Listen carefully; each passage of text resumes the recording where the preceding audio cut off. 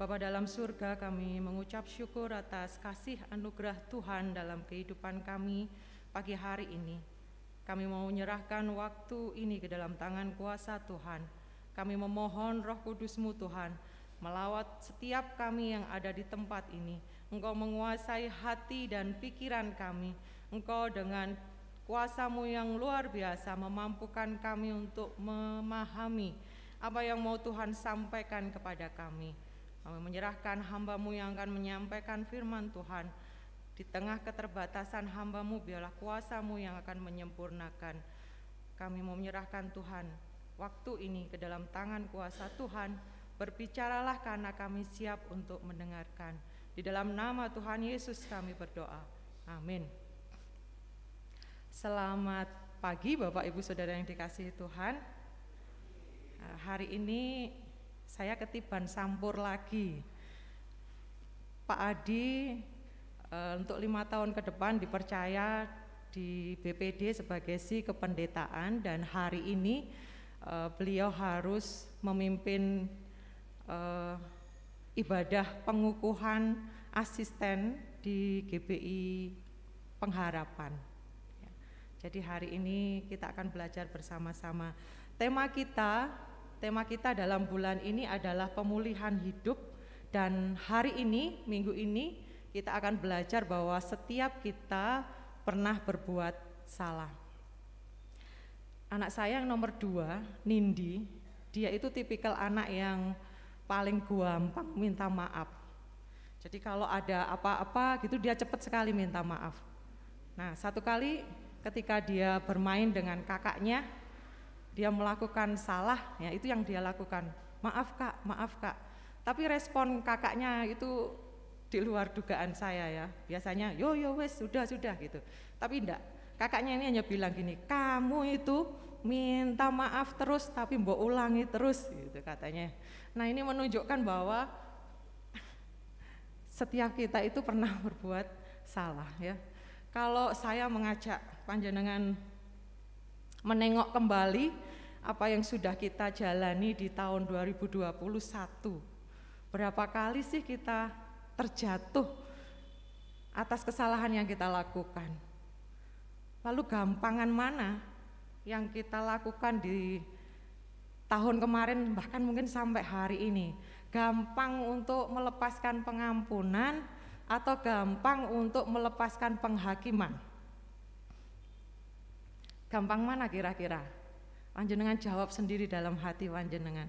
Nah, Bapak Ibu dan Saudara, tema kita, setiap kita pernah berbuat salah, itu mengingatkan kepada kita bahwa ada di dalam firman Tuhan tentang kisah perempuan yang berbuat zina. Alkitab mencatat itu menjadi sebuah perenungan dalam kehidupan kita. Bagaimana pada waktu itu ahli-ahli Taurat dan orang-orang Farisi, mereka bersemangat membawa perempuan yang kedapatan berbuat zina ini di hadapan Tuhan Yesus, yang pada waktu itu Tuhan Yesus sedang mengajar bait Allah. Diperhadapkanlah perempuan ini di hadapan Tuhan Yesus. Dengan bersemangat, ahli-ahli Taurat dan orang-orang Farisi ingin wanita ini dihukum sesuai dengan hukum yang berlaku pada waktu itu. Sekaligus mereka, orang-orang Farisi dan ahli-ahli Taurat ini ingin mencari kesalahan Tuhan Yesus pada waktu itu. Nah, respon yang di luar dugaan Tuhan Yesus lakukan. Tuhan katakan apa? Jikalau di antara kalian, di antara mereka ada yang tidak pernah berbuat dosa, silakan menjadi orang pertama yang melempari perempuan ini dengan batu. Itu yang Tuhan katakan. Tetapi tidak ada satupun dari mereka yang melempari perempuan ini. Bahkan Tuhan Yesus sendiri pun tidak melakukannya. Tuhan Yesus katakan, aku pun tidak akan menghukum kamu. Pergilah dan jangan berbuat dosa lagi. Itu yang Tuhan Yesus katakan kepada perempuan. Bapak, Ibu, dan Saudara, ini menjadi perenungan buat kita. Kadangkala ketika kita mendapati saudara kita jatuh dalam dosa seksual, reaksi kita, reaksi gereja itu sangat keras terhadap mereka, ya, terhadap mereka sangat keras. Kadang-kadang seperti seolah-olah kita melihat bahwa gereja ini adalah tempat orang-orang yang suci. Padahal kita tahu bahwa gereja ini adalah tempat di mana setiap orang datang untuk mencari pemulihan hidup. Seharusnya yang kita lakukan adalah menolong mereka. Sikap yang kita tunjukkan itu kadang-kadang terlalu sangat keras. Bukan berarti gereja menghalalkan ketika ada pasangan yang jatuh dalam dosa seksual. Setiap kita tidak ingin anak-anak kita jatuh. Tetapi ketika ada di antara anak-anak kita yang jatuh, tugas kita adalah menolong mereka. Tidak ada dosa besar, tidak ada dosa kecil, dosa seksual ataupun dosa yang lain tidak ada bedanya di hadapan Tuhan, sama. Setiap orang yang melakukan pelanggaran, melanggar hukumnya Tuhan, berarti berbuat dosa, mereka akan menerima konsekuensi dari tindakan itu. Tetapi kasihnya Allah tetap bagi mereka. Ketika mereka mau mengakui kesalahan mereka, Tuhan dengan cara yang luar biasa mencurahkan kasih itu untuk memberikan pengampunan kepada mereka. Nah, jika Tuhan yang adalah sosok yang sempurna saja mau memberi kesempatan kepada perempuan yang berbuat zina ini, Tuhan yang mau mengampuni setiap kesalahan yang kita lakukan, mengapa seringkali kita menjadi hakim atas orang lain? Tema kita bulan ini adalah pemulihan diri. Ketika kita menghendaki pemulihan itu terjadi dalam diri kita, minggu kemarin kita sudah belajar, itu hal yang harus kita lakukan. Kita sudah belajar bahwa pemulihan itu adalah anugerah Tuhan. Bahwa kita sudah diangkat oleh Tuhan, kita yang tadinya hidup dalam dosa, kita diangkat oleh Tuhan. Kita tidak lagi menjadi hamba dosa. Seharusnya hidup kita melewati hidup tidak lagi berkutat dengan dosa. Karena kita sudah dipisahkan oleh Tuhan. Dan hari ini kita diingatkan bahwa setiap kita ini pernah berbuat salah. Ketika kita menghendaki, kita mengalami pemulihan diri, maka ada hal-hal, ada sikap-sikap yang harus kita perhatikan, kita upayakan dalam kehidupan kita supaya kita menikmati yang namanya pemulihan diri. Di dalam firman Tuhan, di dalam Lukas pasal yang ke-6, ayat yang ke-36 sampai 38, di sana dikatakan bahwa hendaklah kamu murah hati seperti Bapamu adalah murah hati. Janganlah kamu menghakimi, maka kamu pun tidak akan dihakimi. Dan janganlah kamu menghukum, maka kamu pun tidak akan dihukum. Ampunilah dan kamu akan diampuni. Berilah dan kamu akan diberi. Suatu takaran yang baik, yang dipadatkan, yang digoncang dan yang tumpah keluar akan dicurahkan ke dalam ribaanmu. Sebab ukuran yang kamu pakai untuk mengukur akan diukurkan kepadamu. Di ayat yang ke-36, hendaklah kamu murah hati seperti Bapamu adalah murah hati. Murah hati adalah sebuah perbuatan, suatu perbuatan baik yang nyata. Artinya nyata itu berarti orang lain bisa melihat, orang lain bisa merasakan bentuk kemurahan hati kita. Lalu murah hati yang bagaimana? Murah hati sesuai dengan standarnya Tuhan. Berat deh. Nah, murah hati sesuai dengan standarnya Tuhan. Kalau kita perhatikan di ayat 36 itu ada kata hendaklah. Hendaklah itu adalah sebuah anjuran. Sebuah anjuran yang harus kita perhatikan dan harus kita lakukan. Karena itu merupakan sebuah kewajiban kita sebagai orang percaya. Apa sih kewajiban kita? Mari kita buka di dalam Pengkhotbah pasal yang ke-12.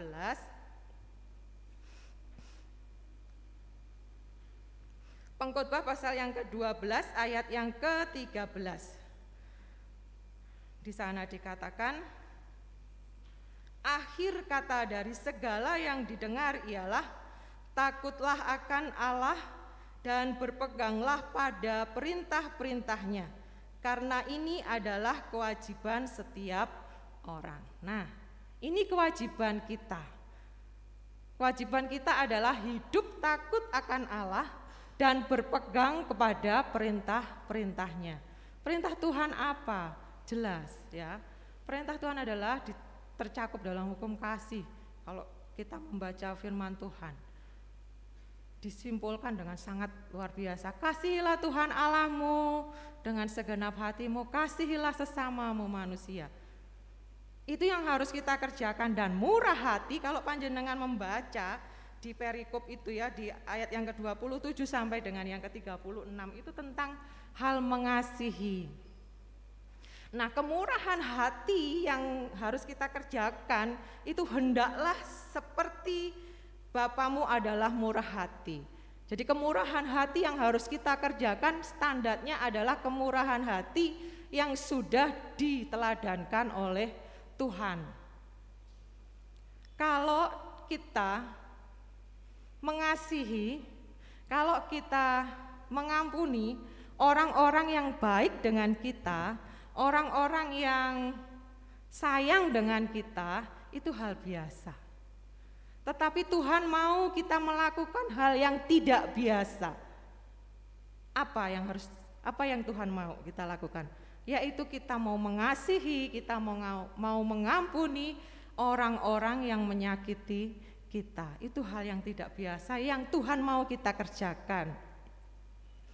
Bentuk kemurahan hati Tuhan terpancar dari bagaimana Allah mengasihi setiap manusia. Apapun yang sudah mereka lakukan, ketika mereka menyakiti hati Tuhan, kasihnya tidak berubah. Nah, itu yang Tuhan mau kita kerjakan. Kemurahan hati kita dilihat nyata, dirasakan nyata oleh orang-orang di sekitar kita. Kita mengasihi mereka, kita mengampuni mereka, terlebih bagi mereka yang pernah menyakiti kita. Itu tidak mudah. Itu tidak biasa, tetapi Tuhan mau itu kita lakukan. Karena itu bentuk kewajiban kita. Kewajiban kita sebagai orang-orang percaya kepada Tuhan. Ini yang harus kita perhatikan. Ketika kita menghendaki pemulihan diri itu terjadi dalam hidup kita, maka kita mengingat bahwa kita ini pernah berbuat salah. Nah, ini yang harus kita lakukan, kemurahan hati kita dalam mengasihi, kemurahan hati kita dalam mengampuni, itu yang harus kita tunjukkan, harus kita hidupi dalam kehidupan kita sebagai orang percaya. Di ayat yang ke-37, di sana dikatakan, janganlah kamu menghakimi, maka kamu pun tidak akan dihakimi, dan janganlah kamu menghukum, maka kamu pun tidak akan dihukum. Ampunilah dan kamu akan diampuni. Tuhan Allah sungguh mencurahkan kemurahannya dalam hidup kita ya. Coba panjenengan berpikir, rasakan, kita ada sampai hari ini semuanya karena kasih kemurahan Tuhan. Seharusnya kita ini hidup kita, rohani kita itu karena kita hidup terjatuh dalam dosa, kita itu masuk dalam bagian yang dibinasakan. Tetapi Tuhan mengasihi kita. Semua bukti kemurahan Tuhan itu ada dalam diri kita.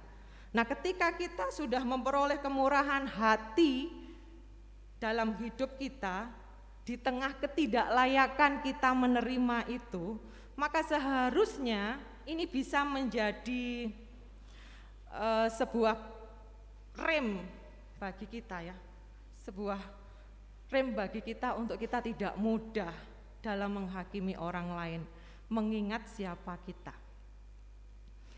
Di ayat yang ke-37 sangat jelas, janganlah kamu menghakimi, janganlah kamu menghukum, tetapi ampunilah maka kamu akan diampuni. Kata janganlah itu tidak hanya sebagai sebuah larangan. Kenapa tidak boleh? Kenapa tidak boleh menghakimi? Mari kita perhatikan di dalam Roma pasal 2 ayat 1, di sana dijelaskan. Roma pasal yang kedua, ayat yang pertama, firman Tuhan berbunyi, karena itu hai manusia, siapapun juga engkau yang menghakimi orang lain, engkau sendiri tidak bebas dari salah. Sebab dalam menghakimi orang lain, engkau menghakimi dirimu sendiri, karena engkau yang menghakimi orang lain melakukan hal-hal yang sama. Mengapa tidak boleh menghakimi? Karena penghakiman yang kita pakai, yang kita keluarkan, yang kita lepaskan, itu berbahaya. Karena ketika kita mulai menghakimi orang lain, kita sedang menghakimi diri kita sendiri. Firman Tuhan menjelaskan Roma 2 ayat yang pertama. Maka ketika kita menghakimi orang lain, kita sedang menghakimi diri kita sendiri. Itu alasannya kenapa kita tidak boleh menghakimi. Karena itu berbahaya tidak hanya bagi diri kita, tetapi itu juga berbahaya bagi orang lain yang sedang kita hakimi. Mengingat kembali bahwa kita ini pernah berbuat salah. Yang kedua, alasan yang kedua, kenapa tidak boleh menghakimi? Karena kita tidak layak untuk menghakimi.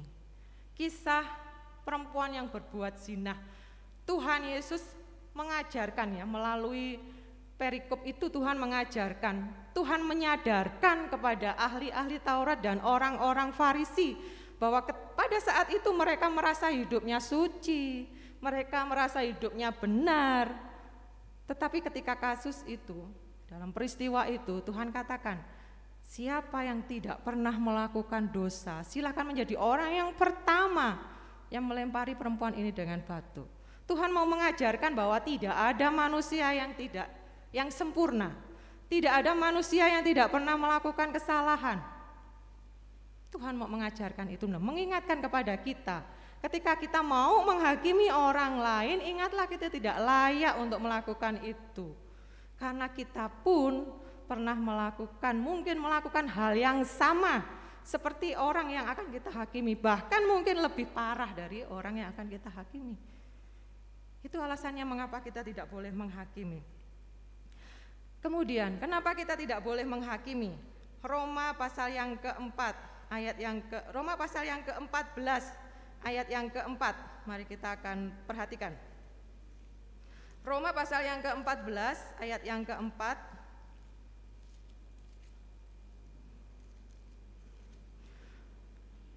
Roma pasal 14 ayat yang keempat, firman Tuhan berbunyi, siapakah kamu sehingga kamu menghakimi hamba orang lain?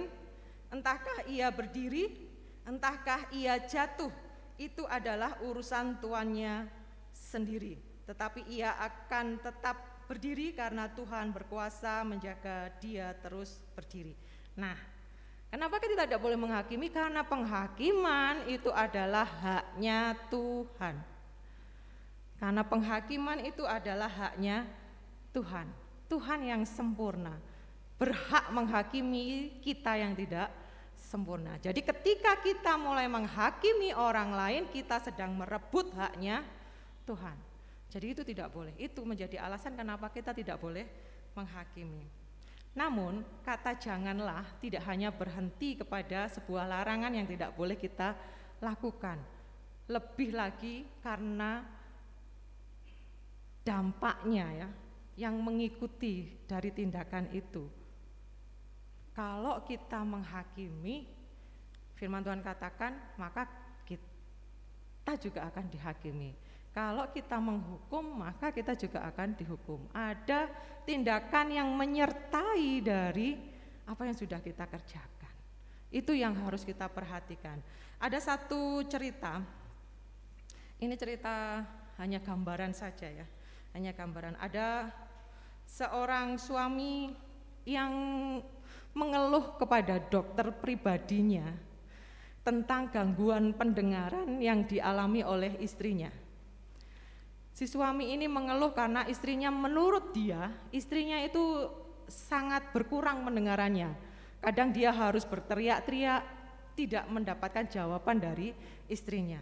Kemudian dokter ini menyarankan, coba Bapak berbicara dengan jarak 10 meter. Nanti kalau tetap tidak mendengar 5 meter. Tetapi kalau tidak mendengar lagi 1 meter. Kalau masih tidak ada respon, coba dekati, bicaralah di dekat telinganya. Dengan begitu kita akan bisa menganalisa sampai seberapa parah gangguan itu. Nah, anjuran dokter ini dipraktekkan oleh suaminya ya. Suatu pagi suaminya bilang, "Bu, masa apa dalam jarak 10 meter?" Tidak ada jawaban. Maju lagi 5 meter, "Bu, masa apa?" Tidak mendengar juga suaminya, tidak mendengar jawaban. Maju lagi 1 meter, "Bu, masa apa?"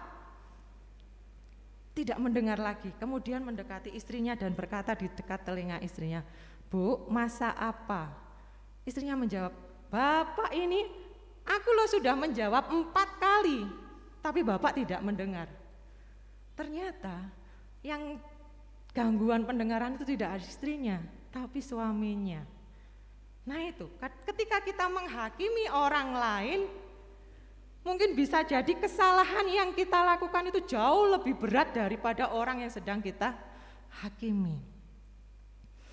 Jikalau kita merindukan pemulihan diri dalam kehidupan kita, ini yang harus kita perhatikan. Kita bermurah hati untuk melepaskan pengampunan dan kasih kita kepada mereka yang menyakiti kita, tetapi juga kita harus mengendalikan diri kita untuk tidak mudah menghakimi orang lain, mengingat siapa kita, mengingat bahwa setiap kita pernah melakukan kesalahan. Itu menjadi pengendali kita untuk tidak mudah melepaskan penghakiman. Tetapi kemurahan hati kita akan menjadi sebuah pemicu semangat bagi kita untuk melepaskan pengampunan kita kepada orang-orang yang menyakiti kita. Di ayat yang ke-38, di sana dikatakan, "Berilah dan kamu akan diberi, suatu takaran yang baik, yang dipadatkan, yang digoncang dan yang tumpah keluar akan dicurahkan ke dalam ribaanmu.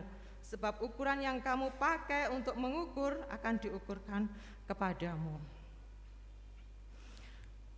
Ada seperti hukum tabur tuai ya, yang sangat jelas diungkapkan dalam Alkitab. Jangan menghakimi supaya kamu tidak dihakimi, jangan menghukum dan kamu tidak akan dihukum. Ampunilah dan kamu akan diampuni. Berilah maka kamu akan diberi. Nah, apa yang mau kita harapkan orang lain lakukan, mari kita akan melakukan itu dalam kehidupan kita. Ketika kita menghendaki pemulihan diri dalam diri kita, ada hal-hal yang harus kita perhatikan. Bahwa jika kita memiliki roh yang suka memberi, roh yang suka mengampuni, maka kita akan memetik keuntungan dari sikap-sikap yang kita terus pelihara dan kembangkan dalam kehidupan kita. Bahwa janjinya Tuhan, pemeliharaan Tuhan atas kita itu ya adanya.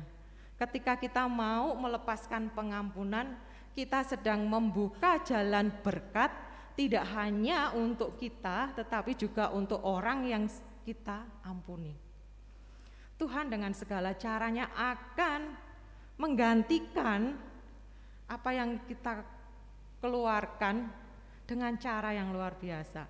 Kemurahan hati bukan hanya kepada materi yang kita keluarkan atau materi yang kita terima, tetapi hari ini kita belajar kemurahan hati adalah bagaimana kita mau bermurah hati, mencurahkan, melepaskan dengan mudah, melepaskan kasih dan melepaskan pengampunan kepada orang lain. Bapak, Ibu dan Saudara, mari kita akan miliki pemulihan hidup dalam kehidupan kita. menyadari betul bahwa kita ini pernah berbuat salah akan membuat kita hidup dalam kerendahan hati. Jangan biarkan kita hidup dalam kemunafikan, artinya kita merasa aku wis bener, aku iso. Jangan. Tetapi mari kita pertahankan untuk kita hidup dalam kemurahan hati, dalam kerendahan hati. Kita selalu ingat siapa kita, supaya kita tidak lagi punya keberanian untuk menilai orang lain. Di dalam Matius 7, di dalam Matius 7 ayat 1 sampai dengan yang kelima, di sana Tuhan katakan bahwa Tuhan mau menasihatkan kepada kita bahwa kita harus menyibukkan diri untuk menilai diri. Ya, jangan berusaha untuk mengeluarkan selumbar dari mata sesamamu, sedangkan balok itu menutupi matamu. Tuhan mau setiap kita menyibukkan diri untuk menilai diri, bukan sibuk untuk menilai orang lain. Ini akan, ketika ini kita terapkan dalam kehidupan kita, pasti kita akan perlahan berproses untuk menerima pemulihan diri dalam kehidupan kita. Mari bermurah hati melepaskan kasih dan pengampunan kita. Mari kita akan mengerem untuk kita tidak mudah mengeluarkan penghakiman, melepaskan penghakiman kepada orang lain. Kita sadari bahwa kita ini pernah berbuat dosa. Mari sibukkan diri untuk menilai diri sendiri, supaya kita tidak punya waktu dan kita tidak punya keberanian untuk menghakimi dan menilai orang lain. Mari kita akan berdoa.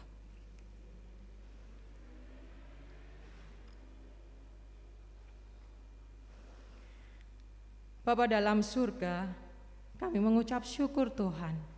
Firman-Mu sudah kami dengar, betapa kami merindukan kami boleh dipulihkan dalam kehidupan kami. Kami menerima sebuah anugerah yang luar biasa, pemulihan yang datangnya dari Tuhan. Kami mau menghidupi itu dengan sungguh-sungguh dalam kehidupan kami.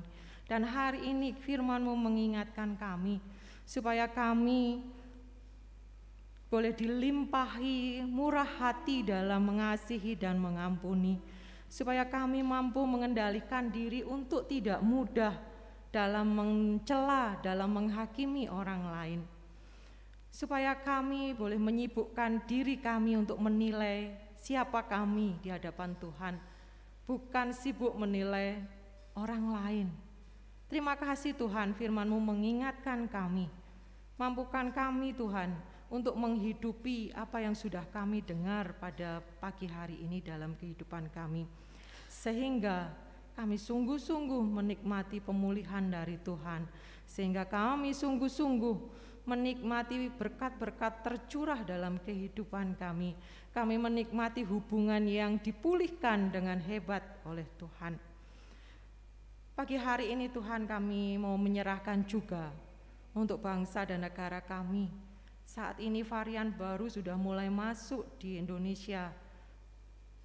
Kami mau serahkan kepada Tuhan, terus berikan hikmat bagi setiap kami, masyarakat Indonesia, untuk boleh patuh pada protokol kesehatan. Kami sungguh-sungguh boleh menjaga diri kami. Kami boleh mendukung setiap program-program yang diadakan oleh pemerintah, setiap kebijakan-kebijakan yang dikeluarkan oleh pemerintah, supaya varian ini tidak menembus Indonesia dengan hebat. Kami percaya Tuhan yang boleh menolong.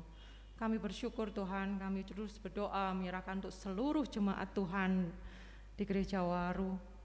Kami mau menyerahkan setiap keluarga, kiranya Tuhan yang boleh memberkati, Tuhan yang boleh terus menolong setiap kami rindu, setiap kami sungguh-sungguh boleh beroleh pemulihan yang luar biasa yang datangnya dari Tuhan. Ampuni Tuhan jikalau sampai hari ini kami masih sering melepaskan penghakiman kepada orang lain. Ampuni Tuhan ketika kami masih belum bisa mengasihi dan mengampuni kepada orang-orang yang menyakiti kami. Tetapi pagi hari ini kami rindu kami boleh semakin dimampukan oleh Tuhan untuk menerapkan dalam kehidupan kami. Kami mau memberikan hidup kami untuk boleh hidup menghasilkan buah, sehingga nama-Mu dipermuliakan melalui kehidupan kami. Jikalau Tuhan, sebentar lagi kami akan berpisah satu dengan yang lain. Kiranya Tuhan yang boleh mengantar setiap kami meninggalkan tempat ini. Jemaat Tuhan, kiranya setiap kita boleh menerima berkat dan anugerah Tuhan.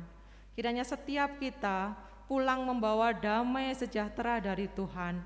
Tuhan memberkati, Tuhan membuat segala hal yang kita sekalian kerjakan di dalam seminggu ini. Terima kasih Tuhan untuk hari ini. Kami bersyukur dan kami mau menyerahkan seru doa kami ke dalam tangan kuasa Tuhan. Di dalam nama Tuhan Yesus kami berdoa dan kami bersyukur. Amin.